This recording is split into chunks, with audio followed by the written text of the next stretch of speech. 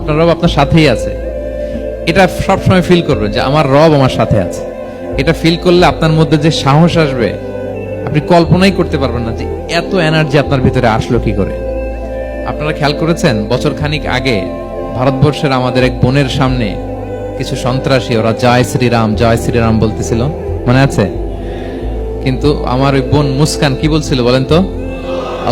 তার এক আল্লাহু আকবারে from north to south, from east to west, the entire globe প্রকম্পিত হয়েছে। আমরা সবাই পড়েছি আল্লাহু আকবার। সবাই আমরা কি পড়েছি? আল্লাহু আকবার।